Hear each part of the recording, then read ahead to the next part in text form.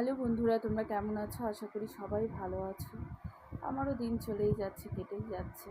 অনেক দিন পর ক্যামেরার সামনে সেইভাবে বসে কথা বলছি। জানি না ভালো করে শুনতে পাচ্ছ কি না, কারণ ফ্যান চলছে, তবুও আমি অনেক জোরেই কথা বলছি। আমার কি বলবো, আমার প্রতিদিন যে আমি একটা ভিডিও করব সেই কপালটা হয়তো আমার নেই। সত্যি এই জানো তো, কিছুদিন আগে আমার খুব শরীরে আমি ব্যথা পাই। মে মাসের 6 তারিখে, সরি, মে বলছি কেন, জুন জুনে জুনের 6 তারিখে, মে মাসে ব্যথা পাই। জুনের 6 তারিখে আমার অসহ্য যন্ত্রণা হয় শরীরে। যন্ত্রণা হওয়ার পর দুটো যেখানে সঙ্গে সঙ্গে আমি বুঝতে পেরেছিলাম যে এটা অন্যরকম ব্যথা। এত যন্ত্রণা, আমি ভালো করে দাঁড়াতে পারছি না, জানি না কিসের জন্য। তো একটা বাঁ হাতে একটা ইঞ্জেকশন দেয়, আর কোমরে একটা ইঞ্জেকশন দেয়, একটা ডান দিক একটা বাঁ দিক। তো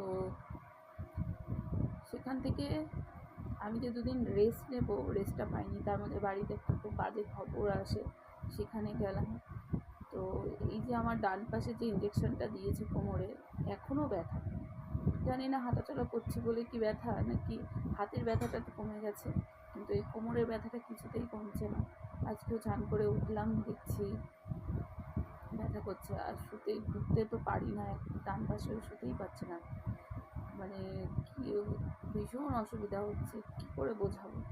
তো যার জন্য না মনও ভালো থাকে না। যে যা চলছে জীবনের মধ্যে দিয়ে, সেগুলো না আমি ঠিক আমার সঙ্গে, কিন্তু ওই যে বলে না, জীবন তো নিয়ে যেতেই হয়, আগে নিয়ে যেতেই হয়, সেভাবে নিয়ে চলছি। আমি ভিডিও করতে খুব ভালোবাসি, যেরকমই পারি না কেন সেটা দিতে ভালোবাসি, কিন্তু আমার সেটা হয়ে উঠছে না। তো আর বলবো না, আমি দেবো, করবো, তো দেওয়ার হয় দেবো। তোমরা সবাই দেখো, পাশে দেখো।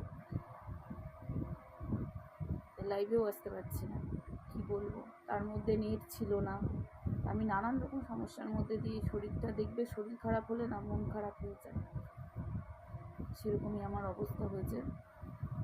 এর জন্য আমি সেইভাবে ভিডিও দিতেও পারিনি। আর কিছু সময় দেখবে যে সময়টা নষ্ট হয়ে যায়, সেই সময়টা তো আমরা ফিরে পাই না, কিন্তু সেই সময়ের যে লসটা হয় সারা জীবন হয়তো থেকেই যায়। তো আমার সঙ্গে হয়তো সেটাই হয়েছে। আমি চেষ্টাও করবো, কিছু বলবো না।